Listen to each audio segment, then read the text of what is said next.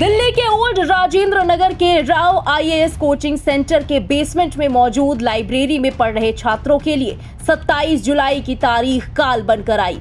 जहां वो अपने भविष्य बनाने के लिए दिन रात कड़ी मेहनत कर रहे थे, वहीं दफन होकर रह गए। इस बीच उन छात्रों का क्या जो अपने साथी छात्र के साथ मौत के तहखाने में गए तो थे, लेकिन लौटे अकेले। देखिए किस तरह गुस्साए छात्रों ने सड़कों पर विरोध प्रदर्शन करने के साथ साथ प्रशासन तक अपनी आवाज पहुंचाई। मैं जिम्मेदार, पहली बात तो प्राइमरी जिम्मेदार तो हमारी जो एमसीडी है, जो जिनकी देखरेख में ये सब चीजें नहीं होनी चाहिए थी, वो है।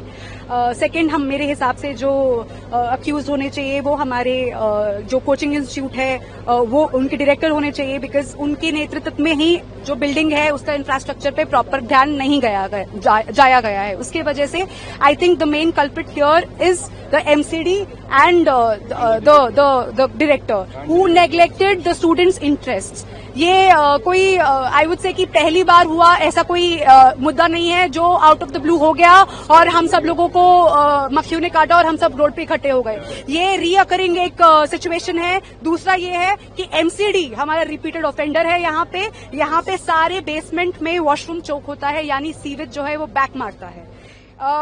सीवेज बैक मारने का मतलब है जितना भी सीवेज है वो बेसमेंट के वॉशरूम से बाहर आता है, यानी जो बच्चा अंदर है वो अंदर के पानी से भी फंस गया और बाहर से भी वो पानी से फंस गया। घटना को लेकर के एमसीडी कह रही है कि ये आपदा है, ये कभी भी कहीं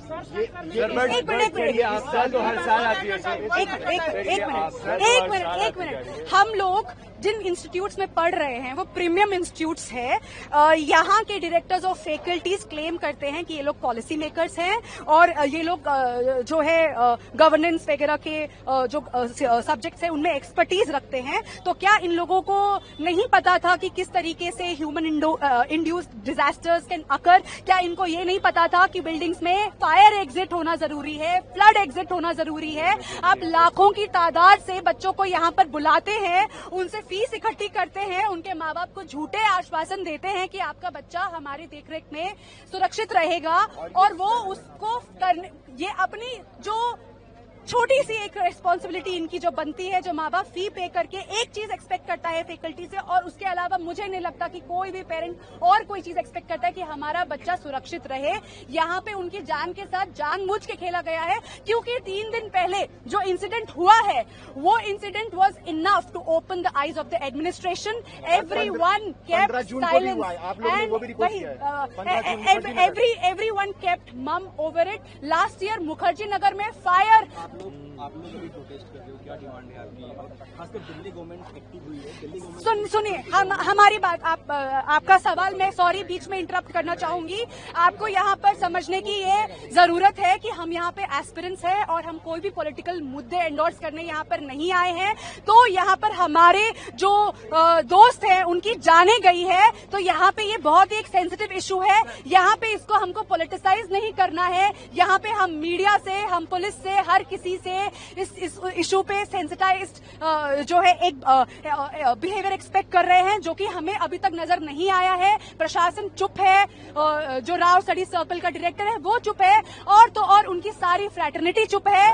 resident welfare association old Rajendra Nagar का वो चुप है, बिजली विभाग चुप है, पानी विभाग चुप है, हर जगह से चुप्पी है। यहाँ पे सिर्फ और सिर्फ पॉलिटिशियंस ट्वीट कर रहे हैं और पॉलिटिशियंस आ रहे हैं। That is their responsibility to take care of the common citizen. हम उससे ज्यादा इस इशू के ऊपर पॉलिटिसाइज्ड कमेंट्स पास नहीं करना चाहते हैं। जो हमारे मुद्दे हैं, जो हमारी डिमांड्स है, they are restricted and limited to the administration, and we want the culprit who is Mr.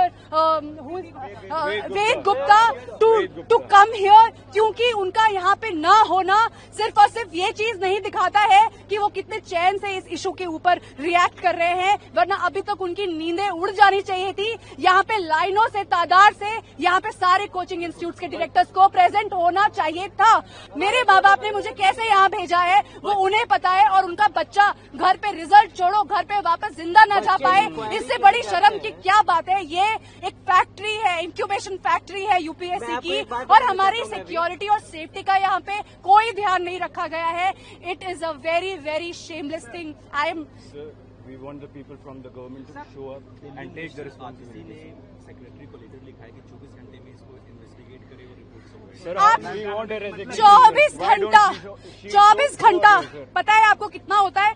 उस 24 घंटे में 24,000 से ज्यादा पैनिक अटैक्स उसके उन बच्चों के पेरेंट्स को आ रहे होंगे, जो यहाँ पे दोस्त, सगे संबंधी, फ्लैटमेट्स, रूममेट्स जो है, जिनके रूममेट्स वापस नहीं आए हैं, उनके फोन कॉल्स नहीं लग रहे हैं, वो लोग जो स्लीपलेस नाइट्स के थ्रू जो जा रहे हैं, do you really think 24 hours is justified for them? यहाँ पे फॉरगेट अबाउट द रिपोर्ट, यहाँ पे हमको ऑफिशियल्स जो यहाँ पे पुलिस जो खड़ा है, हमारी जो आईएएस जो आए थे, हमारे आईपीएस जो यहाँ आए थे, वो हमको प्रॉपर बॉडी काउंट्स नहीं दे रहे हैं।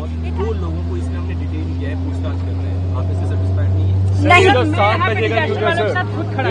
मैं बता रहा हूँ सर, मैं यहाँ पे खुद डिजास्टर वालों के साथ खड़ा था, उन्होंने मेरे से कहा कि हम इसलिए सेटिस्फाइड नहीं हैं क्योंकि अगर हम लोग देखें तो जिस हिसाब से इंसिडेंट हुआ है, जितने बच्चे अंदर थे और जिस फोर्स से पानी अंदर गया होगा, और 12 फीट का पानी है, और पिछले 8 घंटे से पानी बाहर नहीं आया है, do you really think 3 body counts is actually an authentic information? 3 body counts is a mockery again. प्रशासन क्या कर रहा है? क्यों? हमको शांत करने के लिए, ताकि कल को हम ये ना बोले कि this is literally I would say it's a mass tragedy. यहाँ पे 3 या 4 लोगों नहीं, यहाँ पे 20 से ज्यादा लोगों की लाइफ को थ्रेट पहुंचा है, और मुझे तो लग रहा है कि बहुत सारे लोग मिसिंग है। ये भी झूठ है, these numbers are literally tampered with. इन लोगों के पास कोई सही वैलिड हमारे पास रिपोर्ट इन्होंने नहीं दी। एमसीडी ने कहा है कि ये आपदा है सर, मैं मानूंगा ये पूरी तरह से लापरवाही है सर। मैं 2 साल से यहाँ रह रहा हूँ, आधा घंटा बारिश होने पर सर घुटनों तक पानी आ जाता है, और ये सब 2 सालों से लगातार हो रहा है सर। आपदा वो होती है जो कभी कभार होती है, एक बार होती है सर। हम 2 साल से देख रहे हैं, ये लगातार हो रहा है। दूसरी बात सर, मैंने अपने मकान मालिक से बात किया, उन्होंने बताया कि वो 10 से 12 दिन से जाकर काउंसलर से यहाँ बोल रहे थे लगातार कि नालों की सफाई कराई जाए, लेकिन वो नालों की कोई सफाई नहीं करा रहे हैं सर। तो यहाँ पे ये जो हमारे काउंसलर्स हैं, ये उनका भी फेल्योर है। तीसरी बात सर, मैं ये देख रहा हूँ कि हमने पढ़ा है कमिटेड ब्यूरोक्रेसी, यहाँ पे मैं वो हाल देख रहा हूँ कि पहले इन्होंने लाइट काटा, उसके बाद सर सारी लाशें निकाल दी, उसके बाद यहाँ पे बच्चों को हटाने के लिए वहाँ पे पूरी पुलिस जुट गई और लाठी डंडे लेकर खड़ी है। 300 से ज्यादा लोग आज प्रशासन के खड़े थे सर, 100 से ज्यादा पुलिस वाले खड़े थे, एनडीआरएफ की टीम खड़ी थी, बाकी लोग भी खड़े थे। मैं ये पूछना चाहता हूँ सर कि अगर 10 दिन पहले मानसून जब आने वाला था, ये 300 लोग तब क्यों न तत्परता दिखाकर खड़े हुए सर? 6 दिन पहले सर पटेल नगर में हमारा एक दोस्त था, मेंस की तैयारी कर रहा था सर, उसका करंट लगने से डेथ हो गया। आज 3 जो डेथ हुई है सर, अभी इनके साथ पेरेंट्स को पता सर, पहली डिमांड है कि जितने भी कल्प्रिट लोग हैं उनके खिलाफ एक्शन लिया जाए। उससे पहले सर इमीडिएट डिमांड है कि जितने डेथ काउंट है और सर जितने इंजरीज है वो हमको साफ बताया जाए। मैं खुद बता रहा हूँ, मैं डिजास्टर के लोगों के साथ यहाँ पे खड़ा था, उन्होंने मुझे बताया, पता नहीं सच बताया झूठ बताया मुझे नहीं पता, उन्होंने यहाँ पे बताया कि अराउंड 8 to 10 कैजुअलिटीज की बात उन्होंने मुझे बताई, जो डिजास्टर के लोग थे। सही बताइए गलत बताइए मुझे नहीं पता है सर, बट उन्होंने मुझे ये बताया। तीसरी बात सर, मुझे हमें वीपी गुप्ता चाहिए, और यहाँ पे मैं बता रहा हूँ 95% जो लाइब्रेरीज हैं सर, वो सारी की सारी बेसमेंट में ही बनी है। आज तो एक जगह हो गया ये घटना सर, कल हर जगह पे हो सकता है। तो हमें सर वो सारे लोग चाहिए, वो ये सिस्टम बंद होना चाहिए।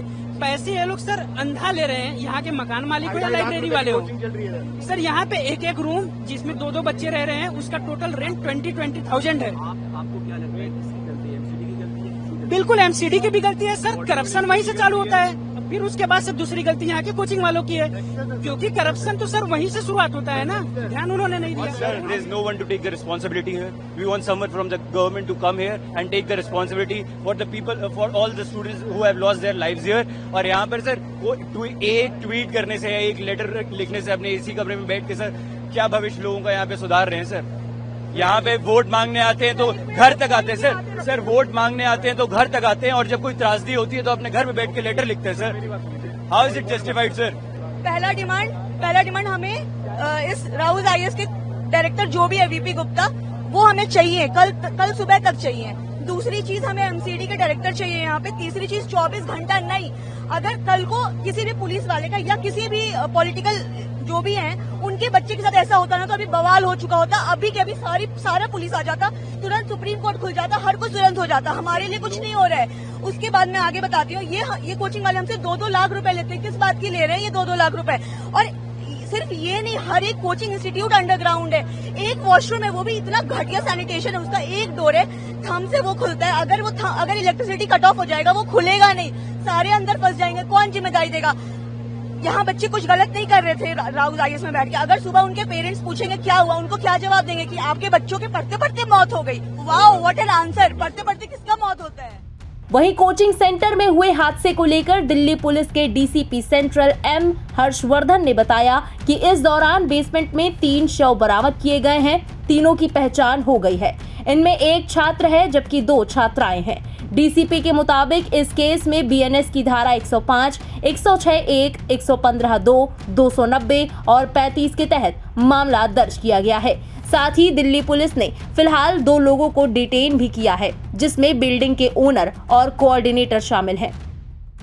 कल शाम को एक बेसमेंट में पानी भर जाने से कुछ लोगों को ट्रैप होने की खबर आई थी, जिसपे Delhi police, Delhi fire service और एनडीआरएफ की टीम ने रिस्पॉन्ड किया था। हमने क्विकली कोऑर्डिनेट करके इन टीम्स का रिस्पांस को भी कोऑर्डिनेट किया था और सर्च एंड रेस्क्यू ऑपरेशन वहां चलाए गए थे। वहां पे सर्च एंड रेस्क्यू ऑपरेशन के बाद 3 डेड बॉडीज वो बेसमेंट से रिकवर हुए थे। उनकी पहचान कर ली गई है और उनके परिवारजनों को सूचना दे दी गई है। इसमें श्रेया यादव हैं जो नेटिव हैं अंबेडकर नगर यूपी के, तानिया सोनी हैं जिनका परमानेंट एड्रेस तेलंगाना का है, और नवीन डेल्विन हैं जो एर्नाकुलम केरला के रहने वाले थे। इस मामले में हमने एक एफआईआर भी रजिस्टर कर लिया है, जो एफआईआर राजेंद्र नगर थाने में दर्ज किया गया है। वो अंडर सेक्शन 105, 1061, 115(2), 290 और 35 बीएनएस के तहत ये एफआईआर दर्ज किया गया है। ये एफआईआर वो कोचिंग सेंटर के खिलाफ, जो उस बिल्डिंग मैनेजमेंट के लोग हैं उनके खिलाफ, जो वहां पर उस ड्रेन के मेंटेनेंस के लिए रिस्पॉन्सिबल थे उन लोगों के खिलाफ, और ऐसे और भी लोग जो इस इन्वेस्टिगेशन में जिनका रोल पाया जाएगा उन सबके खिलाफ ये एफआईआर दर्ज किया गया है।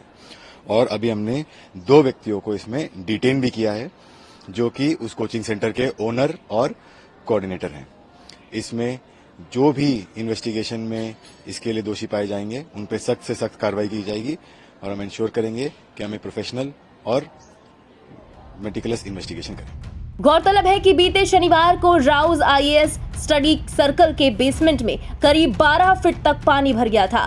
बारिश और ड्रेन के पानी के भर जाने की वजह से कोचिंग सेंटर की लाइब्रेरी में 3 छात्र फंस गए थे, जिनके शवों को देर रात तक चले ज्वाइंट रेस्क्यू ऑपरेशन के बाद बरामद कर लिया गया।